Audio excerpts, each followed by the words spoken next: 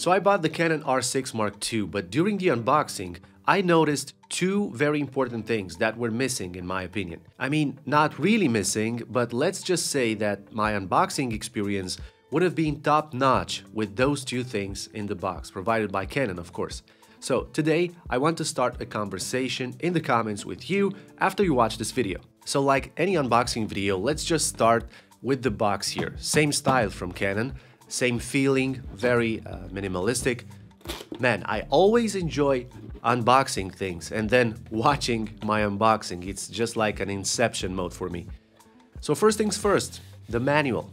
Of course, in every YouTube video, in every YouTube unboxing, this is thrown away. But I actually recommend you to check it out because from my experience, I discovered a lot more things just by looking into the manual sometimes. And this small little piece of paper is about the cloud services and apps that you can use in combination with Canon, of course. And the next thing here is the getting started manual in so many languages. This is really some basic stuff here, guys. I assume you'll easily find out how to turn on the camera, right? And this is the battery charger. And you know, it's the same charger over and over again. A quality charger, of course. It works very well, and it's good that Canon includes this charger in the box. And the battery, of course, this is an LPE6N battery.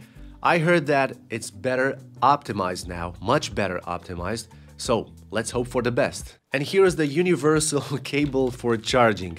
I've lost so many of these cables in the past. So we are getting closer and closer to what I really want to talk to you about today in this video. Hang in there. This is the camera strap, which I never use, by the way, because I use a rapid strap. Maybe I will talk about why I prefer that instead of this classic strap, but this will be another video. And finally, I guess you already know what's coming. It's the camera itself, my new camera, the Canon R6 Mark II. Now keep in mind that I'm coming from the Canon EOS R with the biggest 4K crop in the whole universe. So this camera, the R6 Mark II, will be my workhorse for the next few years. Zero crop on 4K, C-Log 3, dual card slots, and many more useful features. Okay, so the two things which I think are missing here are things that could make our lives much easier as content creators.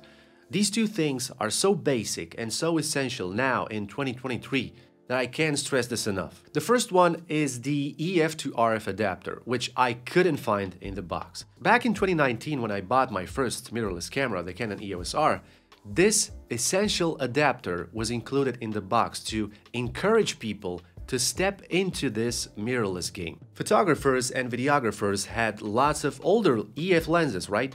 And Canon made it so easy for them at that point, including me of course, to make this decision and buy the EOS R because I could use the adapter with any of my older lenses, even with EFS lenses, I mean crop lenses. It was an easy process, it was a very natural process.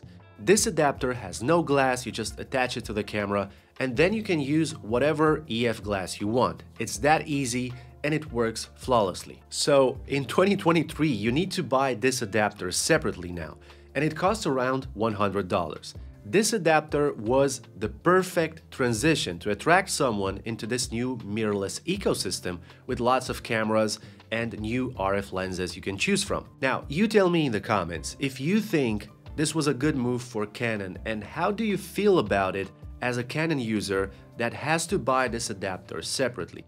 I personally think they should include this adapter right in the box because this way you don't ignore already existing users who bought Canon lenses for decades. So I personally think that this adapter values more than $100 if it's already in the box. It shows more respect for all users, and again, I think it's the best way to attract new people to buy something from the mirrorless lineup. But hey, Apple is doing it in the same way, right? It's a business model. Now you buy a phone and you need to buy a charger. You buy a laptop, you need adapters, and so on. The second thing which is crucial, and it's missing from my point of view, is something that relates to the videography side.